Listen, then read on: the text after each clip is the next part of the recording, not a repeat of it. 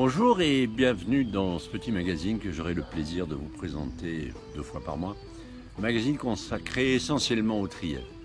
Le Trièves, c'est une petite région au sud de Grenoble, en direction de Sisteron, et qui borde la Drôme et les Hautes-Alpes. C'est un territoire rural et montagnard, dont je vous parlerai plus en détail bien sûr, j'y habite. Je vous parlerai surtout des gens qui font des choses ici, qui réalisent, qui vivent heureux, qui vivent aussi avec les ennuis du quotidien évidemment. Mais vous montrer des choses qui peuvent vous inspirer, une espèce de valeur d'exemple si vous voulez. Et j'aurai grand plaisir à le faire. Beaucoup sont des amis et beaucoup, vous verrez, sont des gens extrêmement chaleureux. Alors, une petite chose qu'il faut quand même que vous pardonniez, c'est mon pataugeing dans la réalisation. J'ai plus de 15 ans de télé, mais à l'époque, j'avais toute une équipe avec moi. Pierre, Patrice, Alain, Philippe, Fred, bon.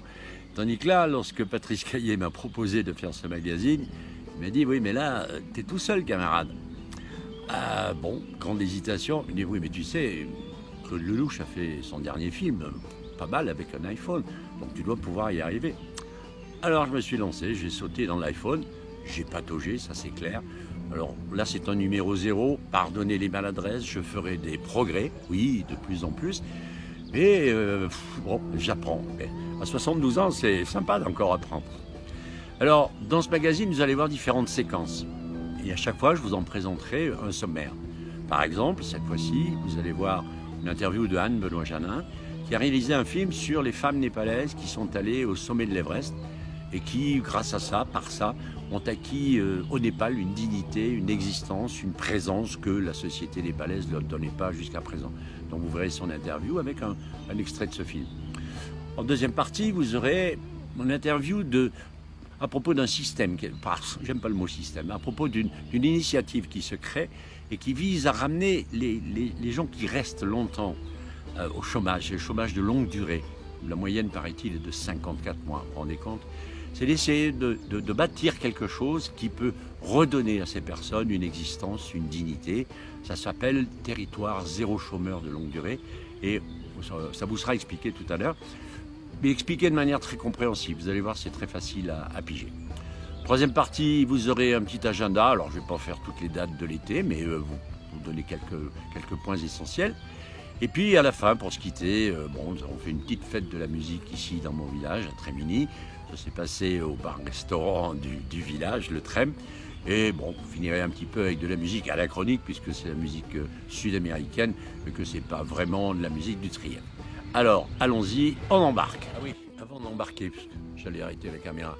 Donc nous nous retrouverons le 15 septembre, et pour ensuite essayer d'avoir une fréquence donc, bimensuelle. Une diffusion le 1er du mois, une diffusion le 15 du mois. Déjà d'ici 15 septembre, ça va me laisser le temps de faire un petit peu du stock de sujets pour pas être toujours en flux tendu, comme on dit, et être en galère à courir à droite ou à gauche. Donc rendez-vous 15 septembre, si ça vous a plu bien sûr. Ciao, ciao. Bon, Anne Benoît-Janin, bonjour. Bonjour. Alors c'est une première pour toi puisque c'est un film assez différent, assez fabuleux. Il s'appelle comment déjà ? Les belles envolées. Alors pourquoi tu as fait ça ?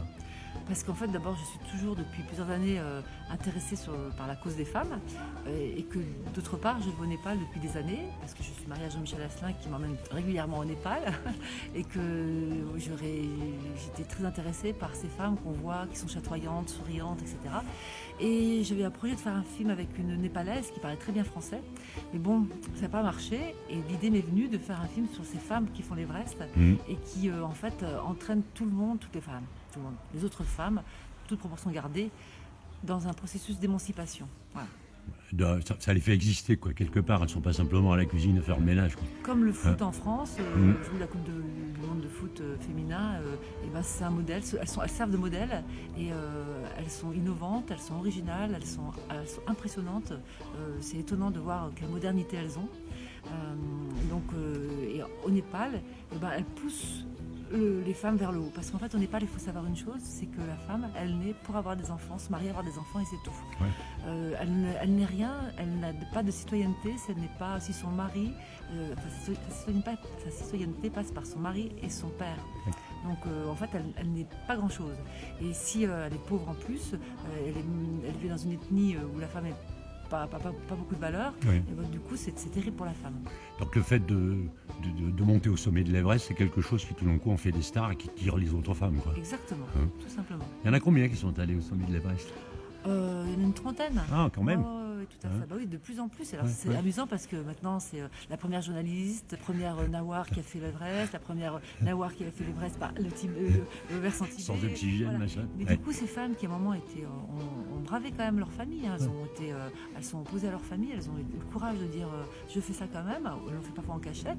Maintenant, elles sont vénérées. Mhm. Parce que avant, c'était un petit peu dévolu aux Sherpas. Oui, aux hommes. Qui faisaient, donc, Bien sûr. il y a pas mal de Sherpanis qui Oui. font l'Everest. Oui. Et maintenant, il y en a d'autres. Et ça, c'est très innovant. D'ailleurs, la première femme en haut de l'Everest, Junko Tade, qui était une japonaise, je l'avais interviewée il y a des années à Chamonix, me disait ça aussi. C'est-à-dire que c'était une femme, et on l'a regardé parce qu'au Japon, c'était un petit peu la même condition. Hein, et me disait, bon, pour y aller, ça a été compliqué, mais finalement, le jour où je suis arrivé, les femmes se sont mis à exister. Quoi. Exactement. Ouais. Et tu faisais un joli parallèle, effectivement, avec la Coupe du Monde de foot féminine. Et ben voilà, quoi.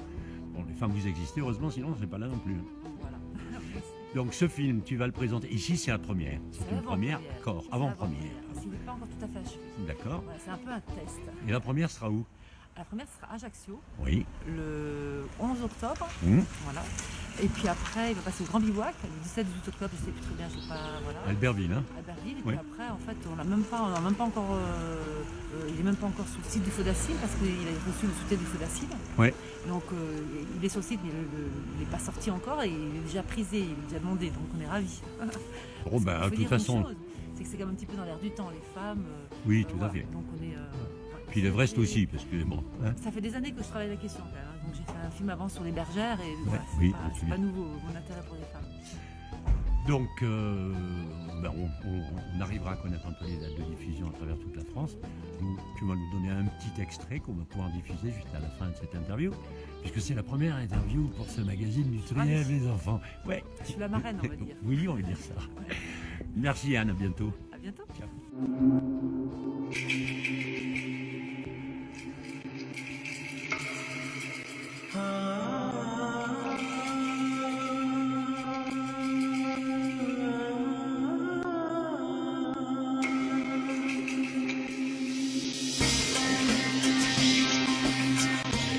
Toutes les femmes qui font l'Everest aujourd'hui se réfèrent peu ou prou à Passanglamou.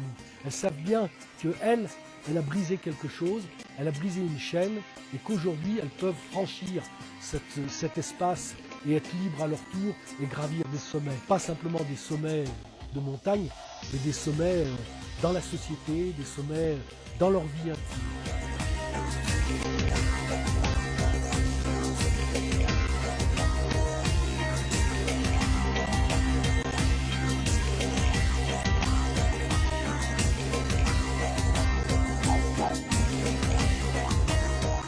But it wasn't that easy to climb Mount Everest that time. I cannot get a job as a woman.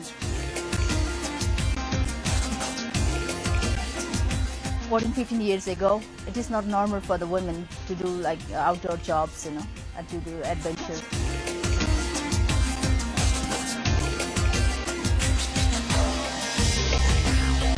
There is also a lot of things you have to hear, which is not always positive. So there are things like you're small, you're too young, you're women.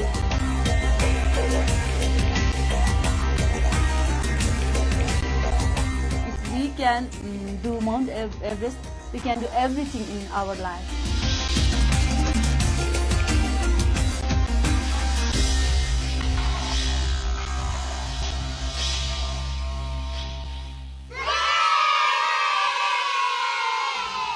Marc, bonjour. Nous sommes ici pour une occasion un peu particulière, qui est celle du lancement, je crois, d'un projet que vous avez sur le territoire du Trièves, qui est une vraie merveille, et qui s'appelle Territoire zéro chômeur, longue durée. Aujourd'hui, c'est un jour particulier, c'est le 21 juin, le plus long jour de l'année. C'est la fête de la musique et c'est le lancement du comité local pour l'emploi, qui est l'entité qui va diriger, on peut dire comme ça, oui, qui va gérer, qui va gérer, Oui. qui va organiser la candidature et au-delà de la candidature, on l'espère, la mise en œuvre de l'entreprise à but d'emploi du territoire zéro chômeur longue durée. En deux mots, pour comprendre un peu ce qui se passe derrière ce truc-là, on met la personne au centre du dispositif, on se préoccupe de la personne qui est éloignée de l'emploi depuis longtemps, qui en a besoin, c'est sur la base du volontariat, qui souhaite sortir de la situation dans laquelle il est. Et cette personne-là, on l'amène, on lui demande ce qu'elle sait faire, ce qu'elle souhaite faire, et ce à quoi elle est prête à se former. Et en fonction de ça, on va chercher le travail qui lui correspond. On inverse complètement la démarche. Au lieu de dire, voilà, moi je suis plombier, je veux qu'on sache souder le cuivre. Non, c'est pas ça. Moi je suis cordonnier, je veux faire des chaussures. Très bien. Le comité local pour l'emploi va trouver de quoi faire des chaussures. Donc c'est-à-dire que par rapport à la NPE, par exemple, enfin la NPE c'est pas l'emploi aujourd'hui, la différence elle consiste en quoi? La différence essentielle, c'est la personne au centre. On part de la personne, on part de ce qu'elle sait faire. C'est fini de se dire, non, je ne sais pas répondre aux qualifications de la petite annonce, donc je ne vaux rien. C'est pas ça l'idée. On a tous des compétences, on sait tous faire des choses. Donc on part de ce qu'on sait faire, de ces compétences-là, et on développe la recherche du travail. Du travail, il y en a. C'est des emplois qu'il n'y a pas forcément, mais du travail, il y en a. Il y a plein de tâches sur ce territoire du Trièves, mais comme sur tous les territoires, qu'on pourrait adresser, auxquelles on pourrait répondre. L'idée du comité local pour l'emploi, c'est de réunir justement toutes les composantes du territoire, les entrepreneurs, les commerçants, les artisans, les élus, les habitants, les demandeurs d'emploi à longue durée, les centres sociaux, etc., le pôle emploi bien sûr. La télé aussi. Et la télé, les journalistes, ils sont partout. Mais il faut des sous pour tout ça, quoi. Comment on fait alors? Alors, il faut des sous. Le premier gars qui a réfléchi à ce truc-là, Patrick Valentin, il s'est dit, tout cet argent qui est autour du chômage longue durée, est-ce qu'il n'y a pas moyen d'en faire autre chose? Alors il est parti dans un calcul extrêmement compliqué, qui depuis a été validé par la Cour des comptes. Ouais. Voilà, c'est quand même pas rien. Présidé par l'ancien député du Trièves. Et voilà, c'est ça. Et le calcul est de dire, tout ce que je dépense en allocation, en personnel Pôle emploi, il a été loin dans les calculs, hein, je vous laisse aller dans les détails, mais ça peut aller jusqu'aux retombées secondaires du chômage longue durée, donc de la précarité, donc de la déscolarisation, donc etc., etc. Tout cet argent-là, si je l'évalue, j'ai presque un SMIC à l'année. Donc au lieu de le dépenser à gauche à droite, je le donne à la personne qui souhaite travailler. Et elle a déjà presque son SMIC. Charge à l'entreprise à but d'emploi que l'initiative va créer, de compléter, et je fais travailler les gens qui sont recrutés en CDI dans mon entreprise à but d'emploi. Combien il y a d'expériences de ce type-là qui ont déjà été menées? Donc aujourd'hui, il y a 10 territoires en expérimentation sur l'ensemble du territoire national. Hein. Oui. Un territoire, quand on dit un territoire, c'est 5 à 10 000 habitants. Donc il y a des territoires très très urbains, des barres d'immeubles. Hein, oui. Voilà. Il y a des territoires ruraux, nous évidemment c'est extrêmement rural ici dans le Trièves. Et montagnards. Et montagnards en plus, donc d'autres composantes. Et sur ces 10-là, on voit que ça marche. On voit que ça marche très très bien. Il y a eu 700 emplois de créés, presque 200 des personnes qui sont parmi ces 700 sont reparties dans l'économie, répondre à des besoins qui existaient sur leur territoire. Du coup, il y a une idée de généraliser ce projet, ce territoire zéro chômeur. Et la loi devrait être votée au tout début 2020. Donc un appel est fait au territoire de se positionner, ceux qui le souhaitent. On serait, tout ça sous conditionnel, une centaine de territoires candidats prêts à partir. Donc le Trièves, d'ici la fin de l'année, sera prêt à partir, juste avant que l'extension de la loi soit votée. Et à ce moment-là, il y en aurait, pour le moment, on parle d'une cinquantaine retenues. On va voir si c'est généralisé tout de suite, puisque de toute façon, financièrement, encore une fois pour l'État, ça marche. Et ça ne coûte rien de plus. Ça ne lui coûte rien, et semblerait-il même qu'il fasse un peu des économies, donc on ne voit pas pourquoi il refuserait ce truc-là. Donc il y avait le 18 juin, là, cette semaine, une grosse manifestation à Paris, justement pour appuyer l'extension de la loi, de la généraliser. Merci Marc, de toute façon on vous suivra, parce que c'est une expérience vraiment intéressante, et puis tout le monde dit on remet l'humain au niveau de système, dans ceci, dans cela, mais l'humain il est là, il va exister simplement. On vous suivra, on en fera un feuilleton. Hein. Très très bien. Merci Marc. Merci beaucoup. Enfin, si vous baladez dans le Trièves, ou en tout cas vous passez sur la route entre Grenoble et Sisteron, faites un petit détour, parce qu'il y a un truc qui est bien sympa, qui s'appelle la route des savoir-faire. C'est-à-dire que vous avez 33 lieux, que ce soit des fermes, que ce soit des éleveurs, que ce soit des artisans, que ce soit des curiosités, qui vous proposent de visiter un petit peu ce qui se passe chez eux. Et c'est évident que quand on vient de la ville, voir un mouton en vrai, voir des poules, etc., on n'est pas obligé d'aller simplement dans les parcs d'attractions ou les parcs animaliers. Et cette route des savoir-faire, c'est quelque chose d'intéressant et qui vaut le coup pour les petits et les grands.